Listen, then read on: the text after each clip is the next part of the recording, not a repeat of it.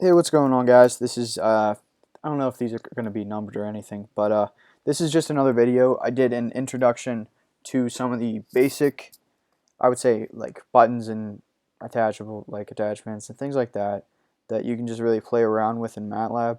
So uh, that's that was just the basic stuff, like how to comment or how to open and save and things like that, undo, redo, some of the stuff like that. I'm not going to go over all of it. If you want to dwell in more into that, I would watch the first video, I believe it is. But this one is going to go a little bit more in depth with things that you should definitely definitely need to know. This could potentially be the first video. That's why I don't like numbering these, but um, these are things that you need to know from MATLAB. So if you want to do, so I think I touched on it briefly, new script versus live script, but for this example, I'm just going to do a new script, which is kind of just like uh, a new document, and as like far as like what a Word document would be, you know. So like it's just a different file. But for this one, we will do. So this would be your canvas to work with. So you have all this here, and another thing to note is, so we see our lines are now numbered. We have all this to work for. You can get as big as you want. Well, maybe not as big as you want, but you can get probably, unless you're a computer, you're probably not going to be running through that many lines of code. But so what we can do here is really define variables, and we can say, again, to the major stuff, it's just an easy example, but we can just say this, and then we can suppress these in here with the semicolon. That is so that if we were to run it, they don't pop up. I'll have to, so video underscore solution. This is going to overwrite something that is a part of another video. There we go. So we will do that, and so we see we don't get anything. But if I take out these semicolons, it shows what A and B are. Now, so I can suppress them to show them. That way, if you have like A, B, like you have like C, D, E, F, all, I don't want to just sing the alphabet here, but if you had that many variables, you don't want to see them pop up on your screen every single time. So that's one way to pretty much clean up your workspace. And so actually clean up your command window, which is the second thing that I want to get into. The command window is very helpful. Now you can pretty much do most of what you can do in a script in a command window, but the script is how you would save it, is the best way that I would be able to put it. So I could say that I can do all of this. I can do 1, 2, 3, and then I can do B, I can do B equals 3, 4, 5, and then that's going to show me B. Let me see if this will work. Okay. Yeah, no, of course that didn't work. But yeah, they're not the right dimensions, so I can't do that. One by 3. So, but anyways, that's not really the point. Just show you that you can do everything that you did in the script in the command window, and then if you want to again clean your workspace, CLC, and then or clear your command window, it's CLC, enter, and then another thing you can do is clear up this workspace. The way to do that, it was clear, then hit enter, and we see our workspace is now cleared. So that's a good one to really make it simpler and easier, and show us maybe if we picked up a new program or work on a new file, we want to get rid of our old ones in there and start over. So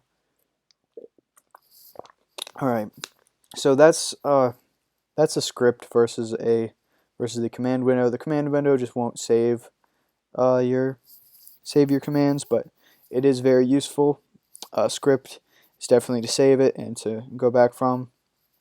A live script is kind of like where you want to have live input of data and you want to analyze that data. And then function, live function, kind of like the same type of deal, but function you're more limited to. It's a little different. It's a little beyond my expertise as far as the comfort in teaching someone else. So I'm just going to touch on script and live script, and so that's the script versus command window. Workspace, this is where your values will be. You'll see them there, and yeah. Another helpful thing to do is the help function. So actually, this is even better to show in here. I can just type in. So if I wanted to do, there we go. So yeah.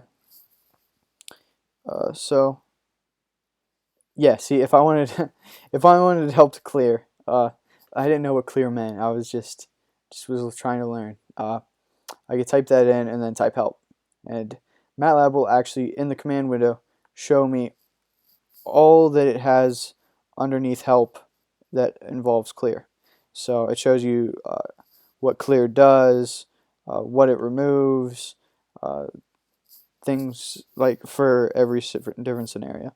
Most of them are just going to be clear, but this is some pretty cool pattern clearing. So just stuff like this, you can clear. If we do clear a star, we can just clear variables starting with A.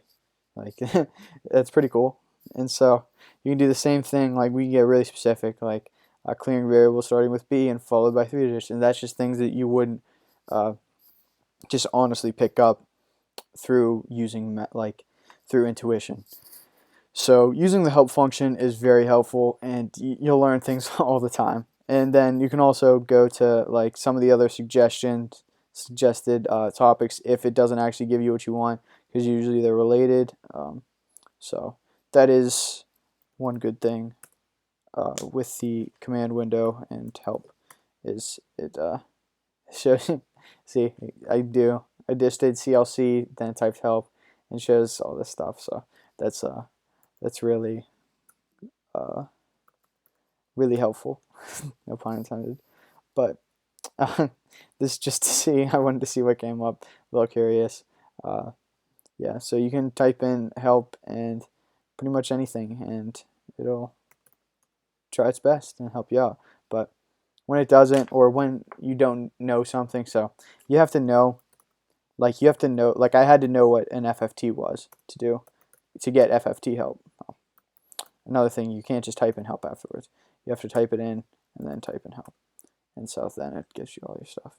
So you have to know the function actually. Like if I didn't know that an FFT was a fast Fourier or discrete Fourier transform, I wouldn't be able to find help with it. And hopefully that's what we'll provide by showing you some of the names of the commands throughout the series, as well as just showing you how to use them, so you're not having to go to the help section for every single command you have. You'll know how to do it, and also you'll be able to use your resources and expand on what you know about MATLAB. So I think that's all I wanted to cover in this video. I think I've already gone over some of the folder stuff. Maybe run. So when you run something that just goes through your code. So like when I tried to run this, like if I had that and I typed B and hit enter, it's still going to show 345 because I haven't ran my code, which updates my code. So then if I go type in B, we now just see 3.5. So 3.5 is kind of like a refresh button, if that makes sense.